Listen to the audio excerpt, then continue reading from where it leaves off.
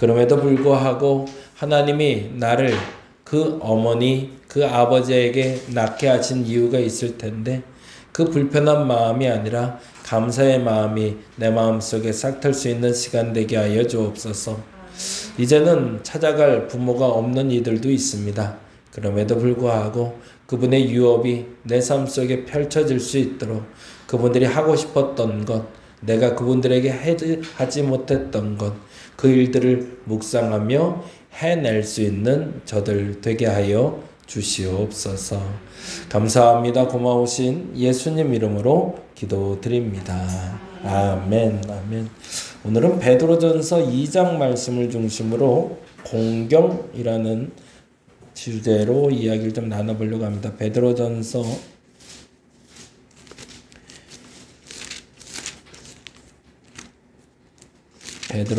2장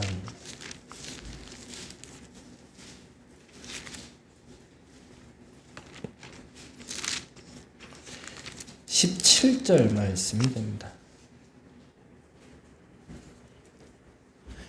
베드로전서 379페이지에 있는데요. 같이 찾아서 천천히 같이 읽겠습니다. 2장 17절 말씀 같이 읽겠습니다. 무엇 사람을 공경하며 성제를 사랑하며 하나님을 두려워하며 왕을 존대하라. 아멘. 다시 한번 읽습니다. 짧으니까요. 무엇 사람을 공경하며 형제를 사랑하며 하나님을 두려워하며 왕을 존대하라. 아멘. 공경이라는 단어를 이야기하려고 하는데 공경하다라는 얘기를 할 때 앞에 주어가 우리가 늘상 붙는 건 유일했어요. 뭐만 붙었어? 부모를 공경이거든요.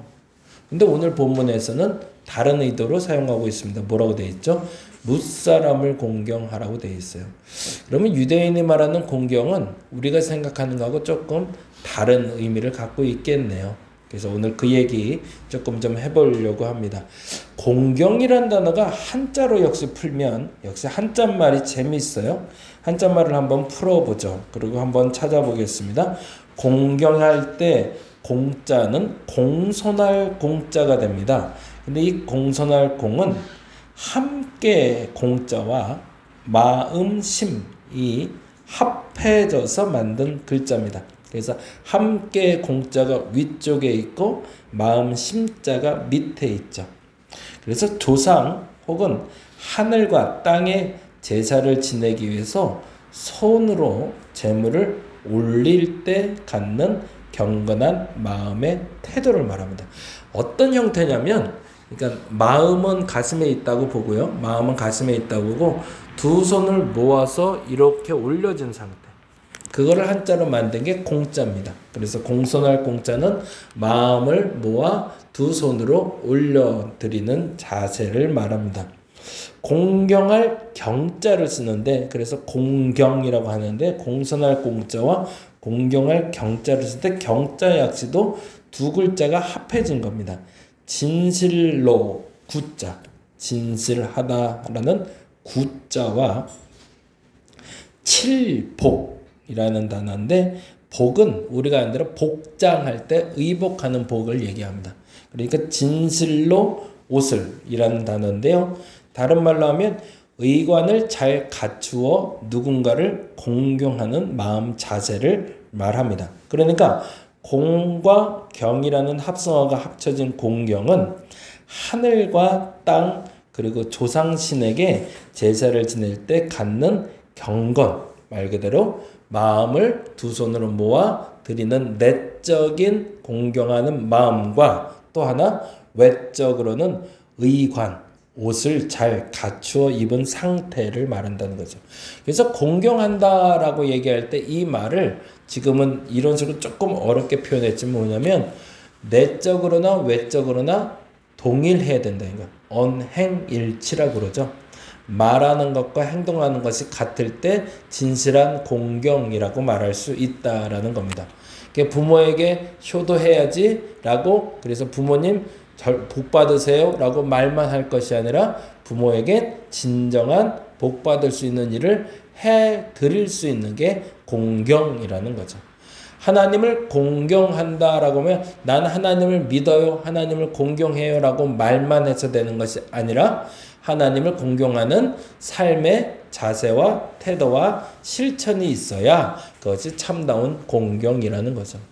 그래서 한자에서도 말하지만 우리도 역시 동일하게 알고 있는 건 말로만 하는 신앙생활은 잘못된 신앙생활로 알고 있죠. 말과 행동이 같이 가야 된다고 말합니다. 구약 성경에서 공경이라는 단어는 어떤 단어로 쓰였는지를 조금 좀 설명을 할 필요가 있어서 구약과 신약의 공경에 대해서 좀 설명을 하려고 합니다. 구약의 공경에 대한 의미는 뭐냐면요, 윤리적 명령이 아니라 종교적 명령입니다. 이게 조금 달라서 조금 설명을 해야 될 것 같아요. 부모를 공경하고 하나님을 공경한다, 그리고 뭇사람을 공경한다 라고 얘기할 때 이건 윤리적인 명령이 아니라 종교적인 명령입니다. 이제 좀 풀어볼게요. 공경의 목적이 있습니다. 유대인들이 뭇사람을 공경하고 하나님을 공경하고 부모를 공경하는 목적이 있어요. 그 목적이 뭘까요? 사실은 내 생명이 길어지고 복을 누리기 위해서입니다. 부모를 잘 섬기고 하나님을 잘 섬기는 목적이 누구를 위한 거예요? 나를 위한 거죠. 그래서 1번에 제가 그 1번 가로되어 있는 걸 밑에다, 오늘은 찾을 본문이 많아서 밑에다 적어놨는데요. 같이 한번 읽어보죠. 출애굽기 20장 12절에 보면 이런 말씀이 있습니다. 같이 읽습니다. 내 부모를 공경하라. 그리하면 내 하나님 여호와가 내게 준 땅에서 내 생명이 길리라. 이게 하나님이 주신 복이죠. 부모를 공경하면 어떻게 된대요? 생명이 길기 때문에 나는 부모를 공경해야 된다는 거예요. 누구 생명이? 나의 생명이. 부모의 생명이 길어지는 게 아니고 내 생명이 길어져요. 신명기 5장 16절엔 이렇게 되어 있죠. 읽어볼까요? 너는 내 하나님 여호와께서 명령한 대로 내 부모를 공경하라. 이유가 뭐예요? 그리하면 내 하나님 여호와가 내게 준 땅에서 내 생명이 길고 복을 누리기 위해서요. 그러니까 유대인들이 부모를 공경하고 하나님을 공경하는 목적은 뭐예요? 내가 복받고 내가 생명을 연장받기 위해서라는 거죠. 그래서 그것을 지켜내기 위해서 살아가는 이들에게 잠언은 다음과 같이 이야기합니다. 지혜로운 자가 바로 그와 같이 순종하는 자녀임을 말해요. 거기다 순종이라고 적어주시고요. 그래서 지혜로운 자의 행동이 이런 행동이라고 얘기합니다. 잠언 13장 1절, 잠언 4장 1절 같이 읽어볼까요? 아들들아 읽겠습니다. 부모부터 먼저 했어야 되는데 죄송한데 그걸 못했네요. 부모의 꾸중이나 징계를 받게 되더라도 이걸 잘 수용하는 게 그래서 복인 거예요.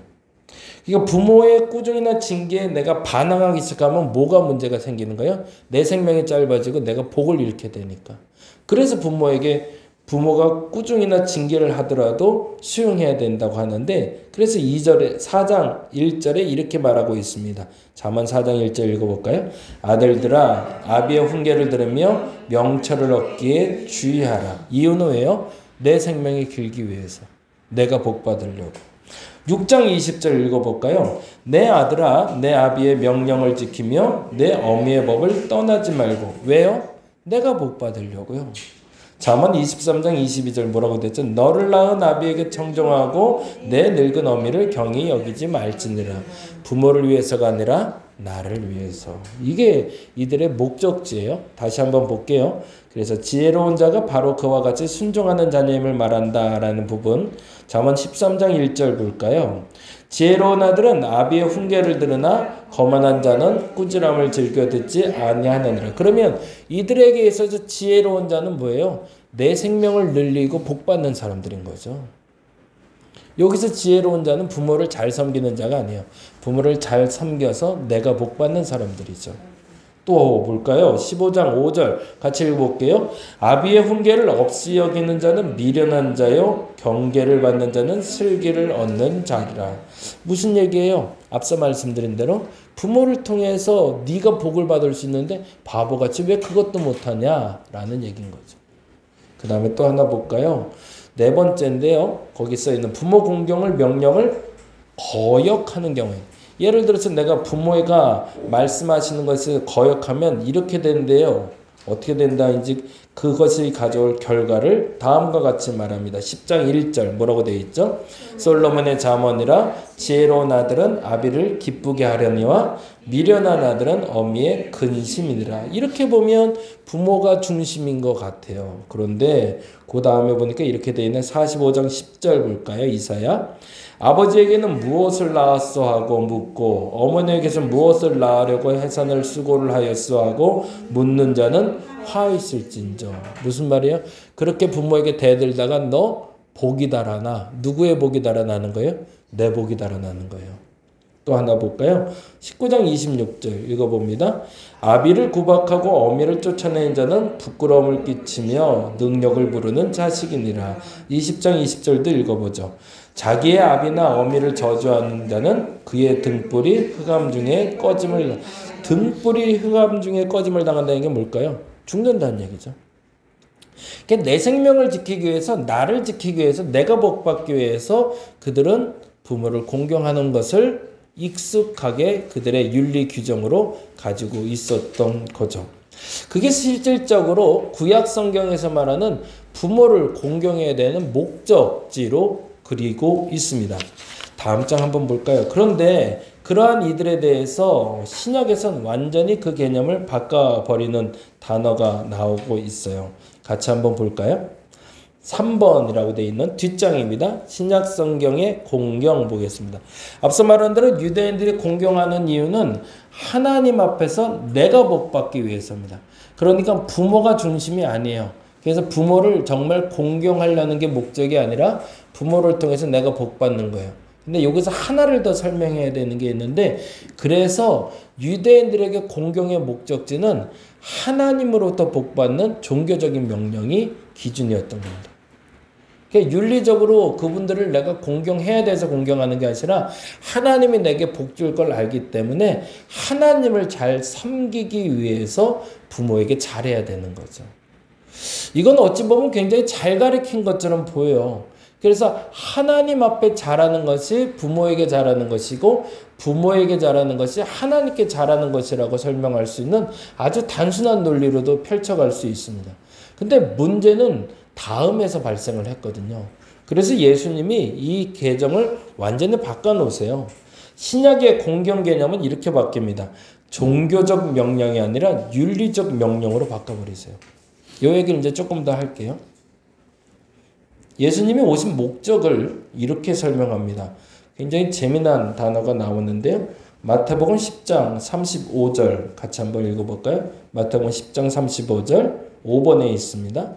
내가 온 것은 사람이 그 아버지와 딸이 어머니와 며느리와 시어머니가 불화하게 하려 함이니. 거기다가 뭐라고 적으면 될까요? 아버지와 딸이 시어머니와 불화하게 하는 게 예수님 오신 목적이래요. 그럼 완전히 개념이 달라졌네요. 이러면 어떻게 되는 거예요? 난 죽어요. 구약에서는 그렇게 배웠거든요. 시어머니와 싸우면 죽여요. 그 바로 위에 5번 위에 있는 줄을 한번 볼까요? 이렇게 되어 있네요. 세 가지 제가 본문 적어놨는데 잠언 30장 17절 보죠. 아비를 조롱하며 어미 순종하기 싫어하는 자의 눈은 골짜기의 까마귀에게 쪼이고 독수리 새끼에게 먹히리라고 되어 있어요. 출애굽기 21장 15절엔 자기 아버지나 어머니를 친다는 반드시 죽이래요. 20장 9절에는요. 만일 누구든지 자기가 아버지나 어머니를 저주하는 자는 반드시 죽일지니 그가 자기의 어머니나 아버지나 어머니를 저주하였은즉 그의 피가 자기에게로 돌아가리라고 되어 있어요. 그런데 예수님은 뭐라고 그래요? 예수님이 자신이 오신 목적이 있대요. 싸우게 하려고 왔대요. 그럼 뭘 싸우게 한다는 걸까요? 그게 2번에 이렇게 나옵니다. 복음서에 나타난 예수님의 가르침, 뭘 문제로 삼고 싶은지를 볼게요. 부모 공경을 종교적 윤리로 어떻게 적용했을까요? 이들은 문자적으로 적용한 것을 경계하셨던 겁니다. 6번 한번 보죠. 6번 한번 보겠습니다. 같이 한번 읽어볼게요. 하나님이 이르시되 내 부모를 공경하라 하시고 또 아버지나 어머니를 비방하는 자는 반드시 죽임을 당하리라 하셨거늘. 이것도 예수님이 똑같이 한 얘기예요. 근데 이 말을 하셨거늘 이라고 얘기했는데 그들이 이 명령을 따르지 않았다는 얘기를 하고 싶은 거죠. 뭐라고 하는지 그 성경의 답을 7번에서 한번 찾아보겠습니다. 7번 같이 읽겠습니다.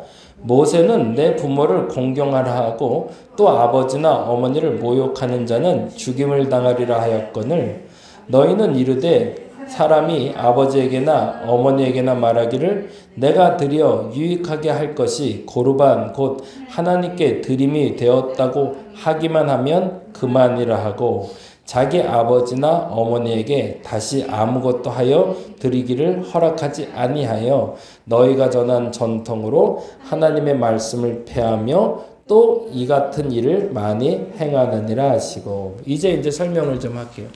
유대인들에게 부모를 공경하지 않으면 죽임을 당해요. 부모를 공경하는 것은 복이에요. 그래서 그 기준을 가지고 그들은 열심히 부모를 공경했어요. 그리고 부모를 섬겨야 된다고 얘기했고 부모를 섬기지 않는 이는 그 이웃들이 와서 죽였어요. 그 정도로 강력하게 부모를 섬기는 일을 했는데 더 심각하게는 어디까지? 말 대꾸를 하거나 꾸지람의 징계를 유대인들은 매로 때리는 걸 정당하다 여겼거든요. 부모면 자녀를 마땅히 때릴 수 있다고 얘기했습니다. 그래서 오히려 그가 잘못하는 것보다 채찍질하는 게 낫다라는 표현까지도 나와요.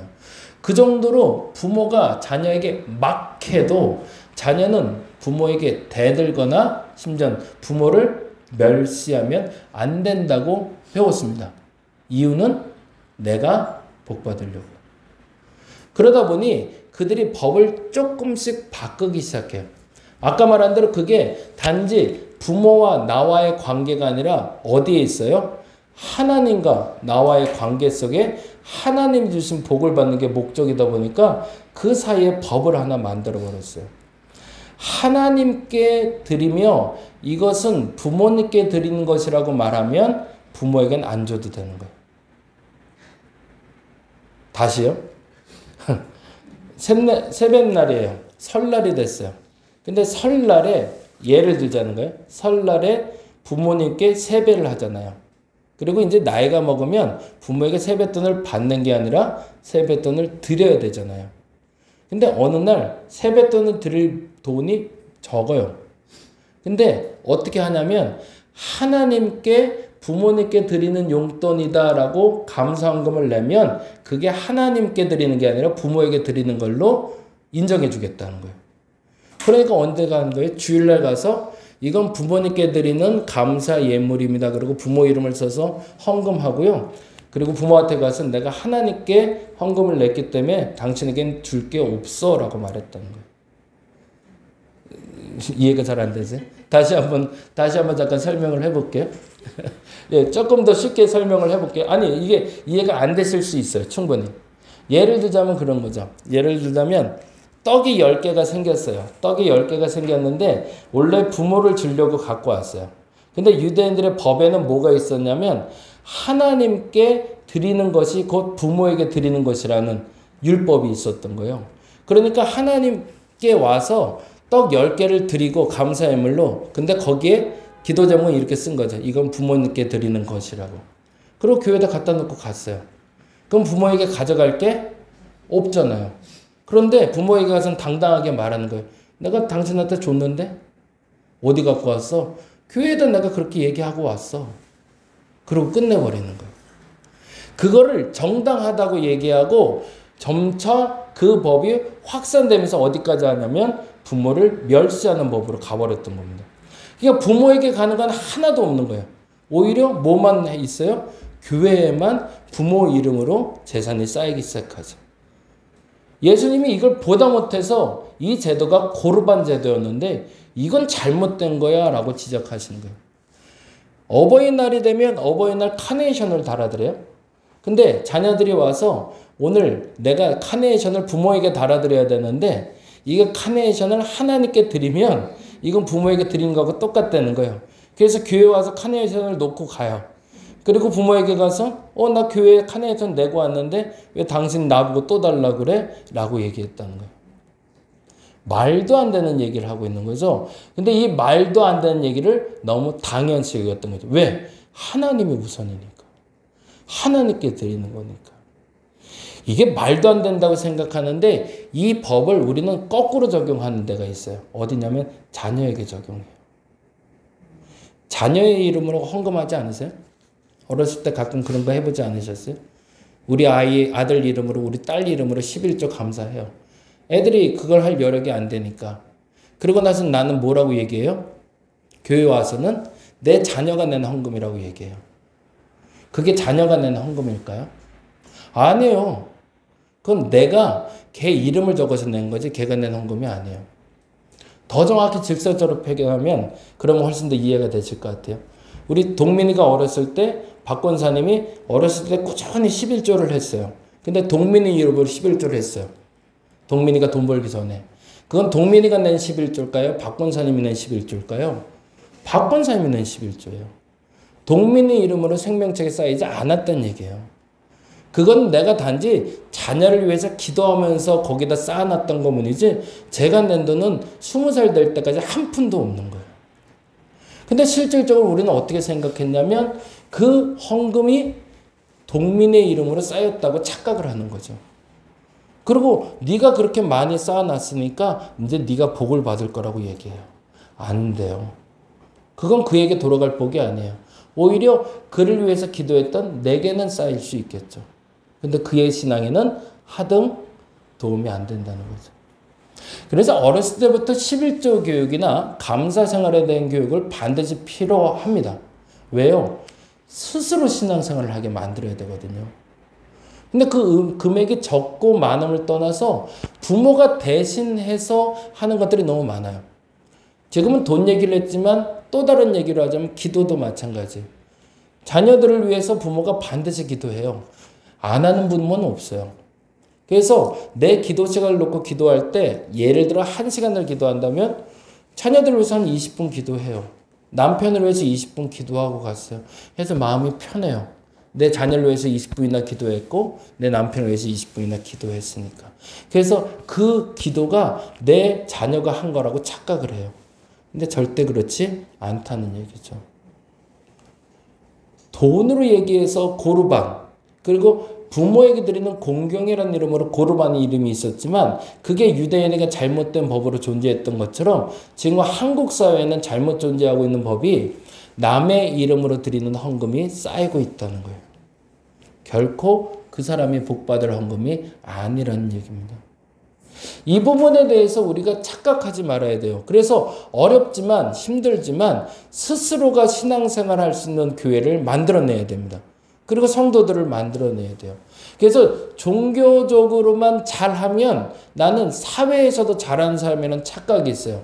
그래서 아까 송 권사님 오실 때 잠깐 그 얘기했는데 우리 보통 예전에 그렇게 배웠어요.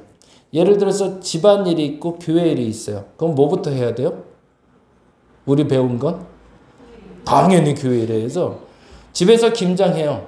교회에서도 김장한대. 날이 하필이면 겹쳤어요. 그럼 어디로 가야 돼요? 우리 집 김장 못해도 교회 김장하러 가야 돼요. 그게 신앙생활 잘한다고 생각했어요. 그리고 하루 종일 교회에서 김장하고 가요. 집에 김장은 있어요, 없어요? 없어요. 왜요? 하질 않았는데 여기 있을 리가 없잖아요. 근데 그걸 우리는 잘하는 신앙생활을 했어요. 그게 종교적 명령이에요. 유대인들은 그렇게 얘기했다는 거예요. 하나님께 온전히만 헌신하면 하나님은 내 삶은 알아서 책임질 거다. 아니에요.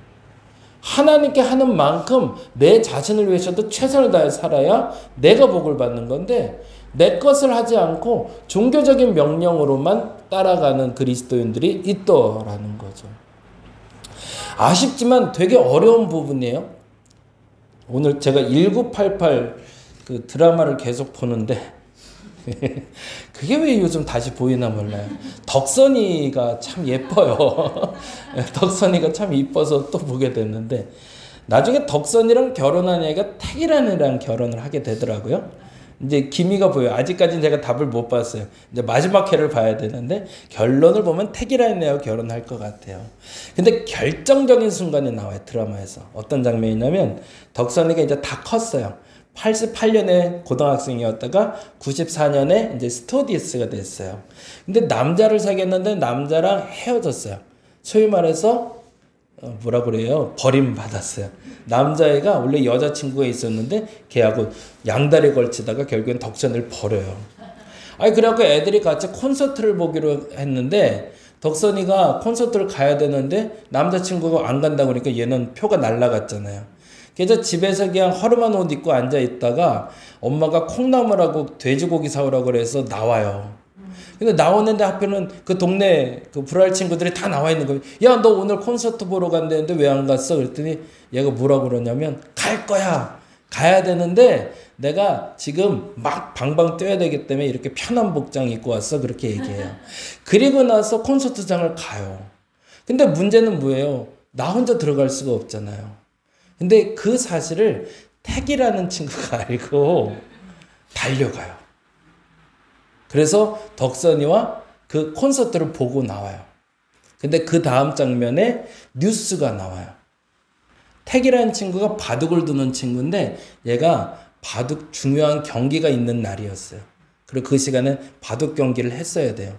근데 유일하게 지금까지 한 번도 그런 적이 없었는데 오늘 갑자기 개인 사정으로 기권패를 선언하고 경기장에 오지 않았습니다. 라고 신문 뉴스에 나와요.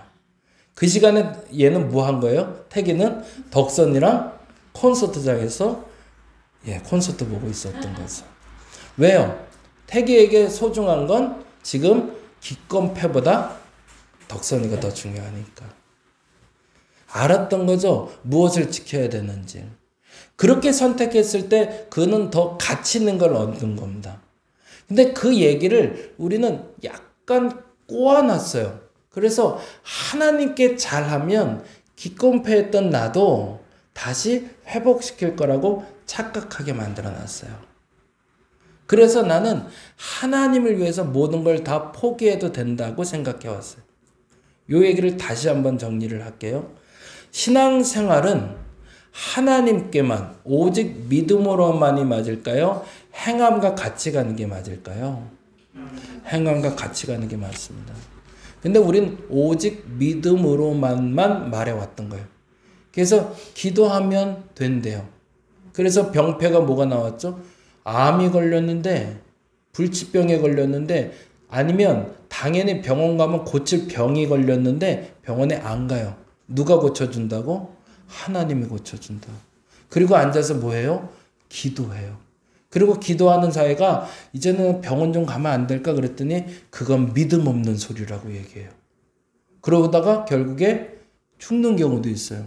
최근에도 그런 일이 있었죠. 그 이단 종교는 아니지만 이상한 아저씨, 허씨 아저씨 그 마을에서 그런 일이 있었잖아요. 썩은 우유 먹다가 결국엔 죽은 사람 나왔잖아요. 왜 그런 일이 벌어지죠? 그것만 먹어도 나을 거라고 얘기하니까. 근데 그 우유를 어떻게 보관했다고 나와 있죠? 그 우유는 절대 상하지 않는 우유니 실온에 보관해도 된다고 그랬대요. 그래서 실온에 보관해 놓고 거기다가 그 아저씨의 얼굴인가 뭔가만 써놓으면 절대 상하지 않고 만병통치약이기 때문에 그것만 먹으면 산다고 그래서 그 할아버지가 그거 먹다가 돌아가셨대요.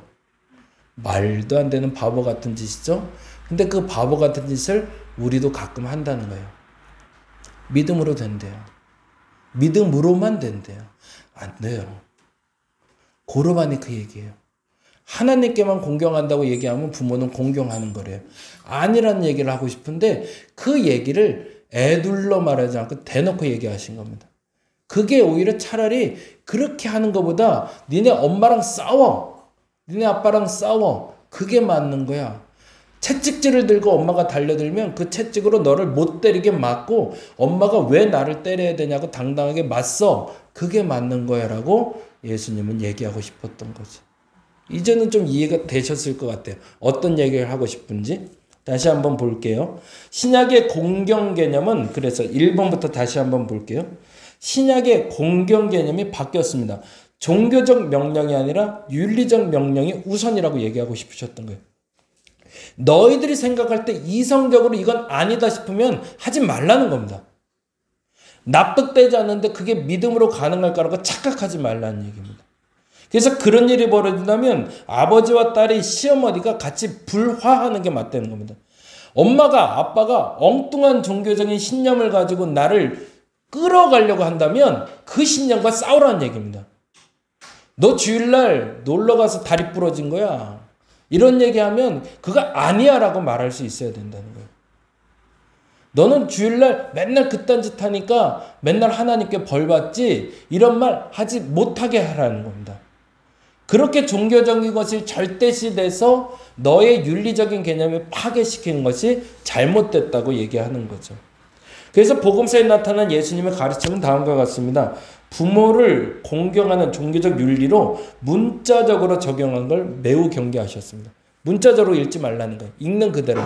네 손이 죄를 지으면 성경은 뭐라고 되어 있죠? 그 손을 잘라버리고, 눈이 잘못된 것을 보면 눈을 뽑아버리라고 얘기해요. 그렇게 하는 게 맞을까요? 아니에요. 알아요. 그런 법은 최소한 우리가 알아요. 근데 그걸 누구는 하고 있어요? 이슬람은 해요. 그래서 도둑질하는 손은 잘라요. 무서운 사람들이에요. 그게 종교적 신념인데 그게 맞다고 착각을 하는 거죠.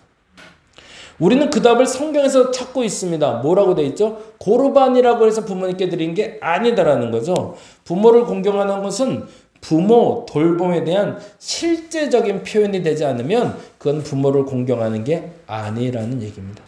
이제는 좀 정리해서 갈게요. 예수님께서는 이제 읽으면서 가겠습니다. 구약의 말씀을 전면 공격하며 오히려 진정한 의미에서 제1계명도 지키지 못한 것에 대해 질책하셨던 겁니다. 네가 부모에게 그렇게 하고 하나님께 그렇게 잘해서 네가 복받는 걸로 착각하지 마. 부모에게 그렇게 행동하는 건, 부모가 잘못된 걸 요구하는데 그것을 그냥 수용하는 건 오히려 하나님 앞에 죄 짓는 일이야 라고 얘기하는 겁니다. 종교적 명령은 윤리적 명령이 바탕이 되어야 됩니다. 여러분은 그렇게 신앙생활 하시기 바랍니다. 혹여 제가 여러분이 납득하지 못할 만한 엉뚱한 일을 시킨다면 여러분은 불순종하셔야 됩니다. 제가 비록 목사지만 믿음이 있는 사람이고 기도하는 사람이지만 불가능해 보이는 것이 아니라 말도 안 되는 비윤리적인 일을 여러분께 시킨다면 여러분은 멈추셔야 됩니다. 물론 특별한 성경의 기록들 있어요. 근데 그건 특별한 기록들이에요. 보편적으로는 비윤리적인 것이 믿음이라고 말할 때는 여러분이 불순종하는 게 맞습니다. 예수는 이러한 고르반 관행을 신랄하게 비판하며 부모 공경에 대한 계명을 어기면서 하나님을 향한 경건을 유지하려는 잘못된 시도를 부정했던 겁니다. 그러니 나 예수 잘 믿어서 복 받을 거라고 착각하지 말라는 겁니다. 그렇게 믿는 게 진짜 잘 믿는 게 아니라는 얘기죠. 디모데전서 5장 4절엔 그래서 이 재미난 얘기가 나옵니다. 만일 어떤 과부에게 자녀나 손자들이 있거든 그들로 먼저 자기 집에서 효를 행하여 부모에게 보답하기를 배우게 하라. 이것이 하나님 앞에 받으실 만한 것이니라 라는 말이 나와요. 여기서 효를 행하여 라는 말은 유세벤이란 헬라어를 쓰는데요. 직역하면 경건의 실천을 행하는 것이라는 단어가 됩니다. 곧 진짜 경건한 실천은 부모에게 진정한 효를 행하는 것이 진정한 경건 생활이라는 거죠. 다시 한번 여러분이 이 공경이라는 단어를 통해서 종교적인 명령을 따르는 도덕적인 사람인지 윤리적인 명령에 맞는 종교 생활을 하는 도덕적인 사람인지 여러분이 점검해 보시기 바랍니다. 어찌 보면 때때로 우리는 잘못된 믿음을 배웠어요. 이제 마지막 요 얘기만 하고 마무리할게요. 이제 우리 최병재 원사님하고 우리 동민이하고 같이 섬겼던 교회 목사님께 들었던 얘기예요. 옛날에는 그 일이 가능했어요. 그리고 그걸 믿음이라고 얘기했던 게 뭐냐면 성전 건축할 때 얘기를 하셨어요. 그래서 사실은 많이 배웠어요. 원로 목사님이라는 분이 이제 개척해서 교회를 성장시킨 과정을 배웠기 때문에 그 믿음은 제가 참 많이 본받고 배울 게 많은 분이셨어요. 근데 어느 날 감사 헌금이 아니라 건축 헌금을 내야 되는데 아무도 안 하더래요. 그래서 이걸 어떻게 헌금을 해야 될까 그러다가 이제 첫 번째 방법은 그거예요. 그러니까 청구서를 가지고 기도했다는 표현을 쓰시더라고요. 요번 주에 하나님 200만 원 결제해야 돼요 라고 하나님 앞에 기도했대요. 그래서 그 청구서를 누구에게도 말하지 않고 하나님 요번에 200만 원 필요합니다. 그러면 하나님이 갖다 주셨다고 표현을 해요. 뭐 잘못된 믿음은 아니에요. 근데 어떤 방법인지 그렇게 썼겠죠. 근데 그 말에 한 가지 덤으로 이 말은 차지 안 하셨으면 좋았을 뻔했던 말이 있었어요. 그게 뭐냐면 하도 헌금들을 하길래 중직들에게 문자, 소위 말해서 연락을 취한 거예요. 뭐라고 했냐면 모두 요번 주에 오실 때 집문서 갖고 오세요. 이렇게 문자를 보냈대요. 어떤 일이 벌어졌을까요? 참 한샘교회 교인들은 참 순종적이에요. 네. 그래서 집문서를 가져온 분들이 있었던 거예요. 물론 시험이었죠. 그래서 그 집문서를 가져왔다고 그걸 건축 공부를 하신 건 아니었죠. 그런데 감사한 건 그분은 정상적인 분이셨어요. 그렇게 시키고 그 집문서를 가져온 걸로 감사한금을 받지 않으셨어요. 단지 그분들에겐 테스트는 한 거죠. 너희의 믿음이 어디까지인지를 한번 보자라고.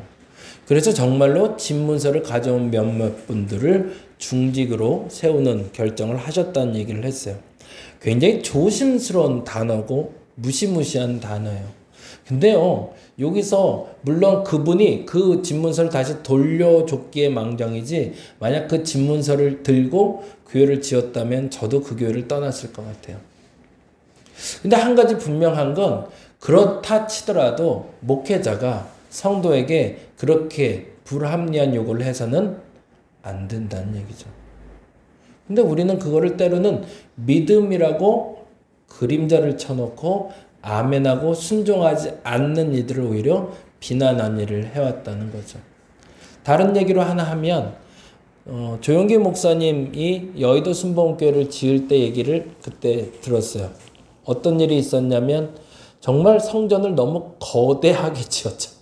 말도 안 되는 거대한 거를 그것도 섬 안에 길도 없는 곳에 지어놓고 나서 막막하더래요. 그래서 이걸 이제 앞으로 어떻게 지어야 되나라고 하고 있는데 그때 어느 노 권사님이 한 분이 조심스럽게 오셔서 목사님 손에 꼭 뭐 하나를 쥐어주고 가시더래요. 그래서 이게 뭔가라고 했더니 금수저? 옛날에 시집 올 때 아마 가져온 것 같아. 그분에겐 그게 참 소중한 거였겠죠. 어찌 보면 그분에게 그게 전부일 수도 있어요. 근데 어느 날 목사님이 성전 건축을 위해서 몹시도 근심 어려서 기도하고 있어서 내가 내 형편에 다른 건 할 수 없고 이거는 할 수 있겠다 싶어서 그 할머니가 금수저 하나를 들고 기도하는 목사님 앞에 가서 툭툭툭 치고 목사님 헌금이요 그러고 주고 가셨대요. 그리고 나서 그 설교를 그 주에 하고 그 다음부터 여의도 순복음교회 건축 헌금이 다시 시작이 됐다는 얘기를 했습니다. 어떻게 우리가 신앙생활을 해야 되는지에 대한 기준이 여러분 분명해지시기 바랍니다. 물질에 대해서도 마찬가지고 진짜 하나님이 복 주시는 방법이 뭘까요? 하나님께만 순종이 아니에요. 교회에만 순종이 아니에요. 교회에서 하듯 세상에서도 행하실 수 있어야 하나님이 복 주십니다. 그 부분에 대해서 여러분이 분명해지셔서 우리 다림목교회 성도들은 건강한 신앙생활을 할 수 있기를 간절히 바랍니다. 적용을 위한 질문 잠깐 던져드릴게요. 한번 들어보세요. 윤리적 가르침을 넘어 종교적 실천을 한 적이 있는가? 잘못된 순종이 있는가를 물어보는 거예요. 비윤리적인데 순종한 적 있으신가요? 그래서 혹시 복 받은 적 있나요? 위험한 겁니다. 앞으로는 그러지 않으시기 바랍니다. 네, 우리 함께 찬양하겠습니다. 579장까지 찬양하고 우리 기도할게요.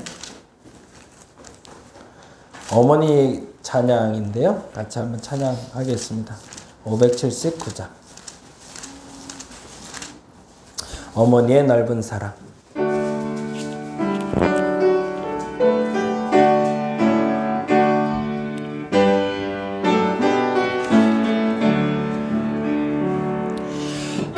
어머니의 넓은 사랑